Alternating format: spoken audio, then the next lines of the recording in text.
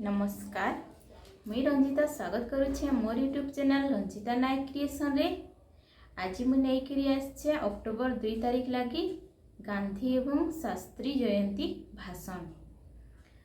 October 2 तारिख कहले समस्ते जानिछन कि आज गांधी जयंती है कहिकिना, किंतु शास्त्री जयंती है बोलिकिना समस्ते नहीं जानिथन।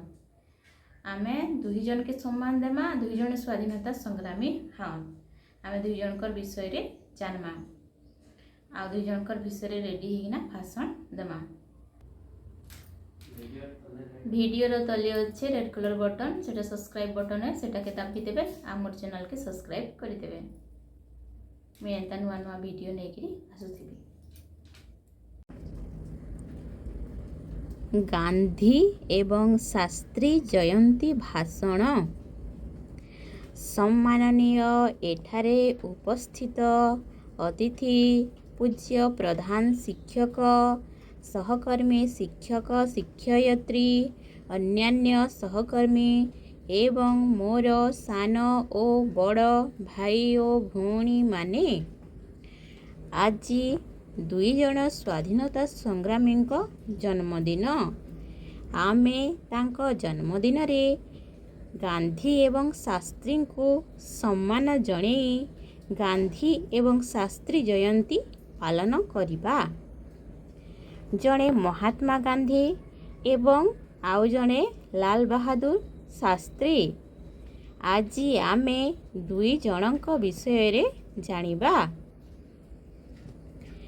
महात्मा गांधी। प्रथमे मो महात्मा गांधी को विषय रे किछि कहिबाकू जाउछि। महात्मा गांधी 1869 मसीहा अक्टोबर 2 तारिख रे गुजरात रो पोरबंदर ठारे जन्म ग्रहण करिथिले। तांको पितांको नाम काबा गांधी, मातांको नाम पुतुली बाई। तांकर पूरा नाम मोहनदास करमचंद गांधी। पिलादिने गांधी खूब लाजकुला थिले।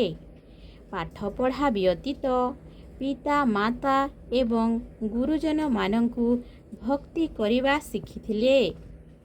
मात्र 13 वर्ष बयस रे से कस्तूरबांकु विवाह करिथिले। से उच्च शिक्षा लाभ करिबा पई 1888 मसीह रे बिलात यात्रा करिथिले। 1890 मसीह रे बिलात कृतित्व सह बारिस्टरी डिग्री धारण करी स्वदेश प्रत्यावर्तन करिथिले। सेही समयरु ही से इंग्रेज मानक विरुद्ध रे स्वर उत्तोलन करिवार साहस पाइथिले। सत्याग्रह आंदोलन, असहयोग आंदोलन, अहिंसा नीति इंग्रेज मानक शासन को टलमल करि देथिला। इंग्रेज माने बाध्य होई भारत छाड़िले। 1947 मसीहा अगस्ट 15 तारिख दिन आम भारत स्वाधीन हेला। नाथुराम गोडसे नामक एक युवकंक गुली रे 1948 मसीहा जानुआरी 30 तारिख रे हाय राम कही टली पड़िले। तांको त्याग ओ बलिदान भारतवासी को चिर स्मरण होई रहिबो।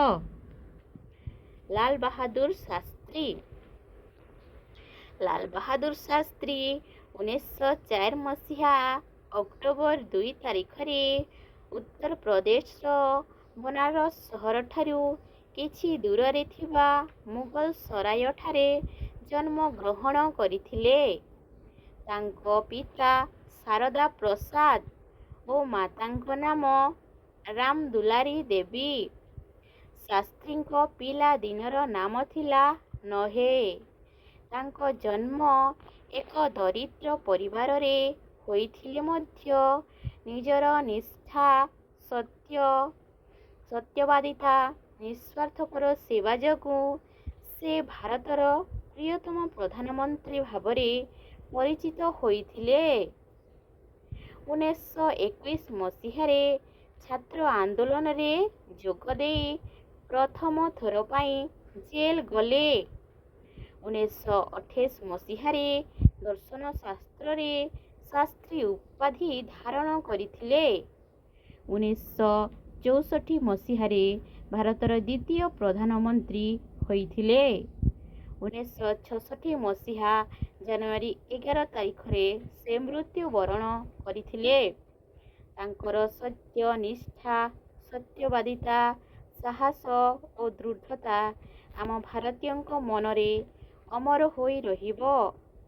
ତାଙ୍କ ଜୟ ଯବାନ ଜୟ କିଷାନ ଧ୍ୱନି ଆକାଶ ବତାସରେ ପ୍ରତିଧ୍ୱନିତ ହେଉଥିବ। ଏତିକି କହି ମୁଁ ମୋର ବକ୍ତବ୍ୟ ବନ୍ଦ କରୁଛି। ଜୟ ଯବାନ ଜୟ କିଷାନ।